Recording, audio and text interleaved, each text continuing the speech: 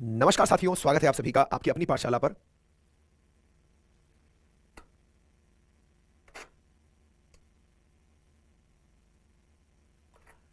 नमस्कार साथियों, स्वागत आपकी अपनी पाठशाला पर। मैं हूं अंकित अवस्थी। आप है मेरे साथ में एक बेहतरीन सेशन में। बेहतरीन सेशन एक अपडेटेड सेशन है। अपडेटेड सेशन किस बात का है?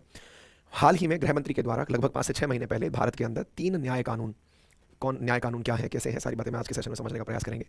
उनके बारे में अपडेट दिया था कि लोकसभा के अंदर या संसद से कहिए कि उन्होंने कुछ प्रावधान करके इंडियन पीनल कोड सीआरपीसी और इंडियन साक्ष्य एक्ट का नाम बदल दिया था। केवल नाम ही नहीं बदला था, धाराएं भी बदल दी गई थी। साथ ही साथ कुछ धाराओं को हटा भी दिया गया था, कुछ नई धाराएं जोड़ी भी गई थी। ये सारी की सारी चीज़ें 1 जुलाई से इंप्लीमेंट हो रही हैं। 1 जुलाई से इंप्लीमेंट होते ही क्या कुछ बदल जाएगा, आज के सेशन में यही सब बातें हैं। क्या होगा जजेस के साथ, क्या होगा पुलिस के साथ, क्या होगा वकीलों के साथ, किस तरह से पढ़ने वाले विद्यार्थियों को चैलेंज आएगा, सारी बातें आज के इस सेशन के अंदर है। मेरी आवाज़ को क्या हुआ है? गला खराब है। ठीक है, तो आपको याद होगा लगभग 16 अगस्त के दिन हमने एक सेशन किया था जिसमें बताया था कि भारत सरकार अंग्रेजों के जमाने के जो आईपीसी, सीआरपीसी और एविडेंस एक्ट है उनको बदलने जा रही है। बदलने के लिए क्यों किया गया था प्रयास? क्योंकि प्रधानमंत्री ने लाल किले की प्राचीर से कहा था कि भारत गुलामी की मानसिकता को बदलेगा। ऐसा क्यों कहा था? क्योंकि इंडियन पिनल कोड मैकाले के टाइम का था, सीआरपीसी भी अंग्रेजों के काल का था, एविडेंस एक्ट भी पुराना था। ये सारी चीज़ें जो अंग्रेजों ने लागू की थी, जिसके आधार पर आज तक हमारे देश में न्याय हो रहा था। तो इंडिया ने क्या अपने लेवल पर अभी तक न्याय नहीं सीखा?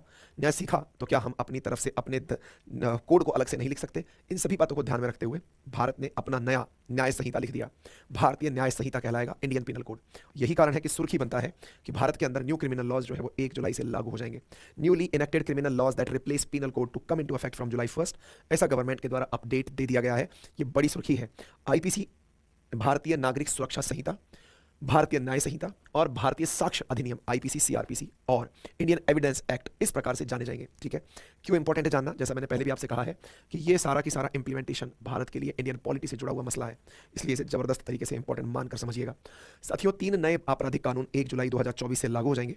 आईपीसी, सीआरपीसी की जगह नागरिक सुरक्षा संहिता, एविडेंस एक्ट की जगह भारतीय साक्ष्य अधिनियम ले लेगा। वहीं आईपीसी की जगह भारतीय न्याय संहिता और सीआरपीसी की जगह भारतीय नागरिक सुरक्षा संहिता जगह ले लेगा। धाराओं के नाम भी बदलेंगे, जिनमें से आईपीसी की 302 धारा अब 101 कहलाएगी, यानी जो हत्या की धारा थी अब वो बदलकर 101 हो जाएगी।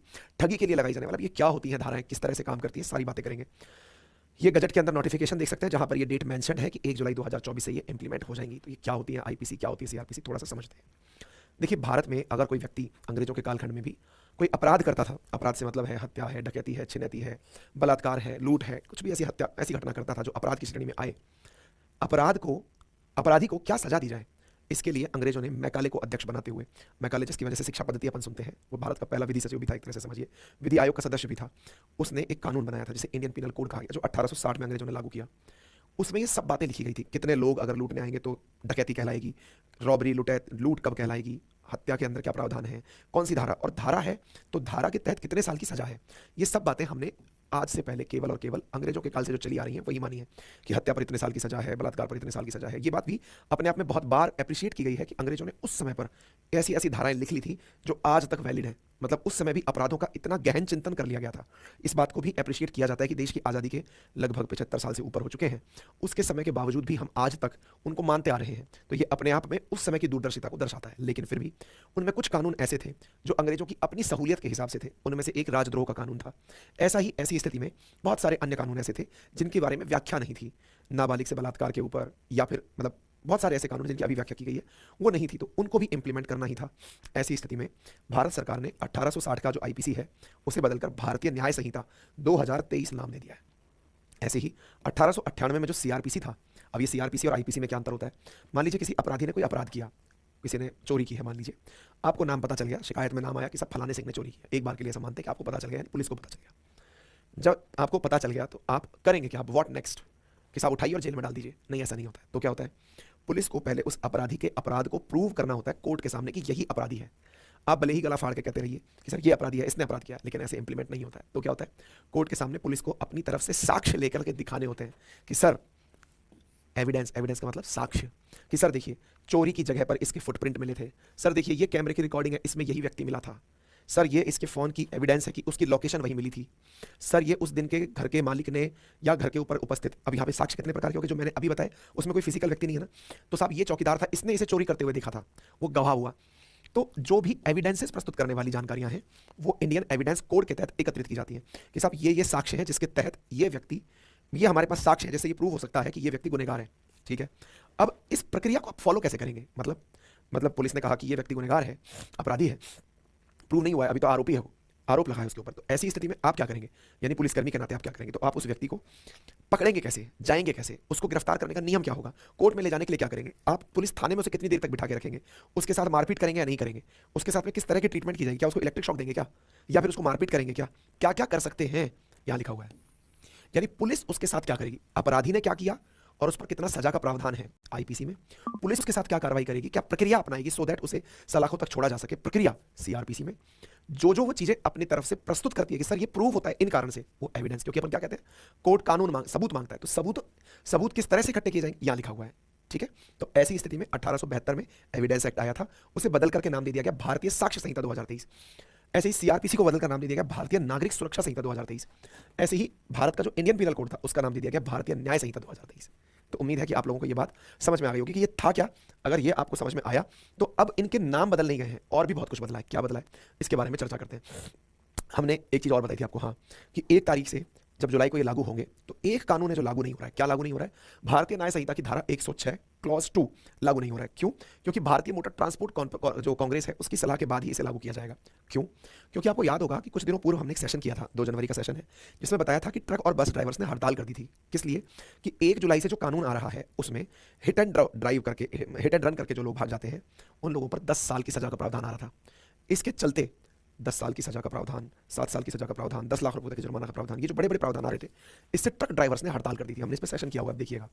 तो उस हड़ताल की वजह से सरकार जो अभी भारतीय न्याय संहिता को लागू करने जा रही है उसकी ये धारा जिसके कारण ट्रक ड्राइवर्स ने हड़ताल की थी उसे लागू नहीं करेगी, उसे रोककर बाकी सबको लागू कर रही है। ठीक है, क्योंकि उस पर विरोध हुआ था। हमने इस पर प्रॉपर सेशन किया था। 10 साल की सजा का जो बातें थी हमने प्रॉपर तरीके से आप लोगों को बताई थी। ठीक है, तो ट्रकर्स ने जो स्ट्राइक एंड की थी, क्योंकि तब गृह सचिव ने कहा था कि आप चिंता मत करिए, हम इसको तुरंत लागू नहीं करेंगे, आप लोगों से चर्चा करके करेंगे। तो ये धारा इंपॉर्टेंट है। अगर आप में से कोई भी बच्चा ऐसा है जो पुलिस की तैयारी कर रहा है, पुलिस से मतलब जैसे यूपीएसआई का है, स्टेट पीसीएस में राजस्थान एसआई का है, ये धारा इंपॉर्टेंट है, आपसे पूछी जा सकती है। और हाँ, अगर आप कॉम्पिटेटिव एग्जाम की तैयारी कर रहे हैं तो भाई ना केवल ये सेशन, यहाँ से आगे हर जो सेशन इन चीज़ों पर आए उन्हें जरूर तैयार करिएगा, क्योंकि आने वाले समय में चाहे उत्तर प्रदेश का ऐसा ही आ रहा हो, चाहे राजस्थान का ऐसा ही आ रहा हो, जब धाराओं की बात आएंगी तो ये धाराएं पूछी जाएंगी एग्जाम में अब, क्योंकि बदल दी गई हैं। धारा 302 हत्या की धारा नहीं रह गई है। तो ऐसी स्थिति में नई धाराएं, आपसे धाराएं ही प्रमुख धाराएं पूछी जाती है परीक्षा के अंदर, है ना। तो धाराएं आपको पता होनी चाहिए। आने वाले समय में बहुत मतलब ये बड़ा काम होने जा रहा है। ठीक है, तो सरकार ने जो चीज अगस्त के अंदर इंट्रोड्यूस की थी, अब उसके इंप्लीमेंटेशन का टाइम आ गया। राष्ट्रपति ने जिसको परमिशन दे दी थी, तो अब ये तीनों चीजें रिप्लेस होकर के लागू होने जा रही हैं। ठीक है, तो लॉर्ड मैकाले ने जो बनाया था ये हमने आपको सारी जानकारी दे दी है। ठीक है साहब, तो क्या हो रहा है ये मैंने आपको बता दिया।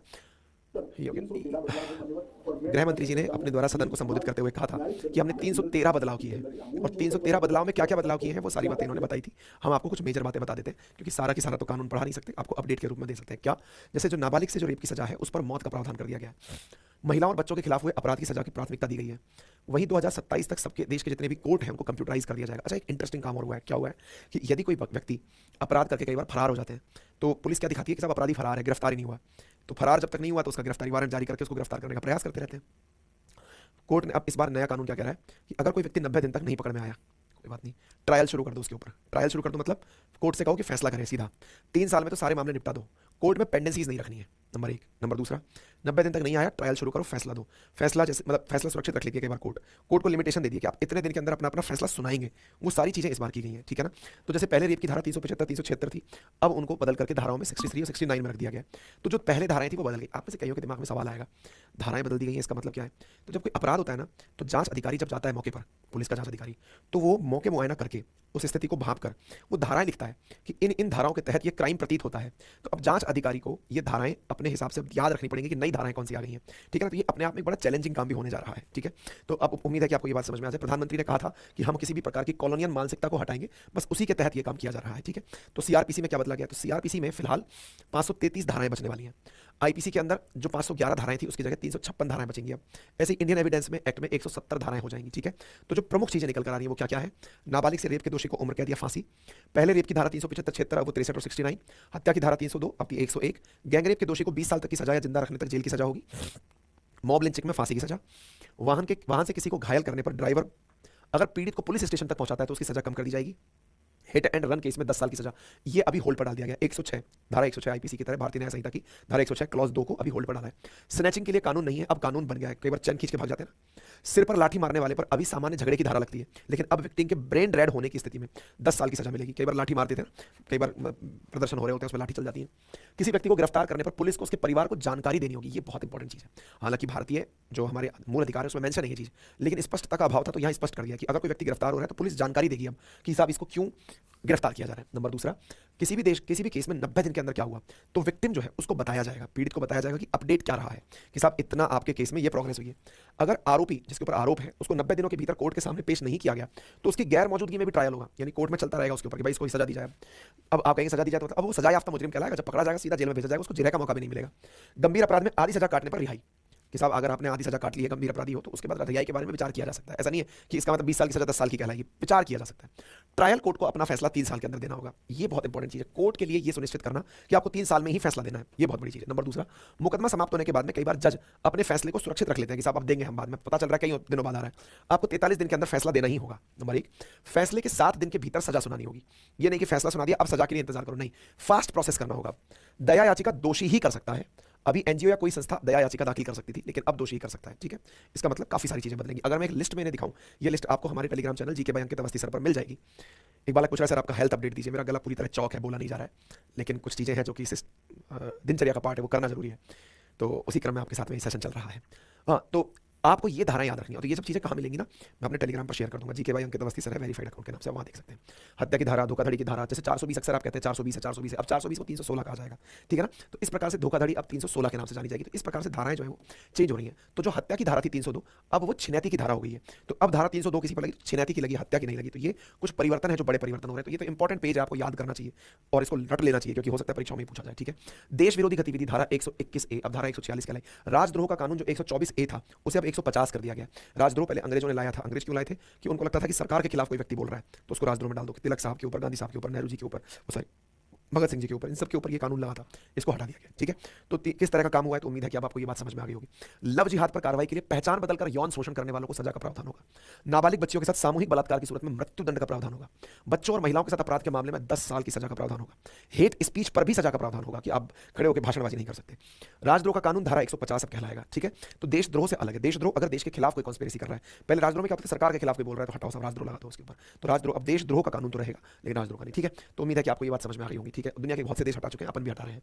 तो अमित शाह जी ने कहा कि इस पूरी प्रक्रिया को करने में उन्होंने 18 राज्यों से, 6 केंद्र शासित प्रदेशों से, भारत की सुप्रीम कोर्ट से, 22 हाई कोर्ट से, न्यायिक संस्थाओं से, 142 सांसदों से और 270 विधायकों के साथ साथ जनता के सुझाव इसमें लिए हैं। 4 साल तक इस पर चर्चा हुई है, इस पर 158 बैठकें हुई हैं, तब जाकर के ये प्रक्रिया की जा रही है, ठीक है। तो अब सवाल होगा कि अब क्या होगा जब नोटिफिकेशन जारी हो जाएगा, तो 1 जुलाई से क्या बदल जाएगा। तो देखिए 1 जुलाई से अब जो नए केसेस होंगे ना उनमें नया कानून लागू होगा, और जो पेंडिंग केसेस हैं वो पुराने कानून से चलते रहेंगे। अब मुद्दा ये है, पेंडिंग केस पुराने से चलते रहेंगे, नए केस नए कानून से। तो अब लोगों पर क्या फर्क पड़ेगा, मतलब पुलिस को सबसे बड़ी चुनौती क्या आएगी, तो पुलिस को अब किसी आरोपी को अगर पेश करना पड़ा कोर्ट के सामने तो नई धाराओं के तहत करना पड़ेगा, और कोई पुराना भागा हुआ अपराधी है या पुराना अपराधी है उसके लिए पुरानी धाराओं में केस प्रस्तुत करना पड़ेगा। तो पुरानी और नई, यानी ये जो ट्रांजिशन फेज है ना, ये थोड़ा सा मतलब वैसा फेज होगा जिसमें एडजस्टमेंट की बहुत आवश्यकता होगी। हालांकि ट्रेनिंग अकेडमीज में ट्रेनिंग चल रही है, पढ़ाई लिखाई चल रही है इस समय। जैसे राजस्थान की जो पुलिस अकेडमी है उसमें निरंतर जो ऑफिसर्स हैं उनको बुला के ट्रेन किया जा रहा है कि आपको ये धाराएं याद रखनी है, अब ये धारा ये कहलाएगी, क्योंकि उन्हें धाराएं याद तो है, बस उनको नए टर्म्स याद कराने की, बस ये अब शब्द ये कहलाएगा, 320 अब ये कहलाएगा, 120 हो जाएगा, 320 इसको कहा जाएगा, ऐसे करके, है ना। तो पुलिस के सामने फिलहाल चुनौती क्या है कि उनको दोनों चीजें याद रखनी है। ट्रांजिशन फेज है, ट्रांजिशन जब होता है तो वो चीजें इनके साथ में आएंगी, ठीक है। ऐसे ही वकालत में क्या चुनौती आएगी, तो जो वकील हुआ करते थे पहले उनको सब धाराएं टिप्स पे याद होती थी। ऑब्वियस सी बात है, जब कोई किसी क्षेत्र में कार्य कर रहा है तो उसको उस क्षेत्र के लिए बहुत अच्छे से अपडेट होना पड़ता था। लेकिन अब वकालत में क्या होगा, अपडेट के साथ साथ उन्हें अब नई और पुरानी दोनों धाराएं याद करके जानी होंगी जिरह के अंदर जाते समय, कोर्ट हियरिंग्स के अंदर जाते हुए। ऐसे ही यही काम अदालतों का भी होगा, जो जजेस बैठे हैं उनको भी दोनों धाराएं पता होंगी। तो ये जब तक पुरानी पेंडेंसी खत्म नहीं हो जाती और नई पेंडेंसी नहीं आ जाती, नए मामले शुरू नहीं हो जाते, ये टाइम जो है वो ट्रांजिशन का समय रहेगा। इस समय के अंदर लोगों को दोनों काम करने होंगे, थोड़ा सा प्रेशर इससे बढ़ेगा। कुछ कानून ऐसे हैं जिन पर और फर्दर स्पष्टीकरण की आवश्यकताएं रहेंगी, ठीक है। तो उम्मीद है कि आप लोगों को ये अपडेट काम का लगा हो, अगर लगा हो तो अपने साथियों से जरूर साझा करें। चैनल पर नए हैं तो चैनल को सब्सक्राइब करना बिल्कुल ना भूलें, और एक चैनल और सब्सक्राइब कर लीजिए।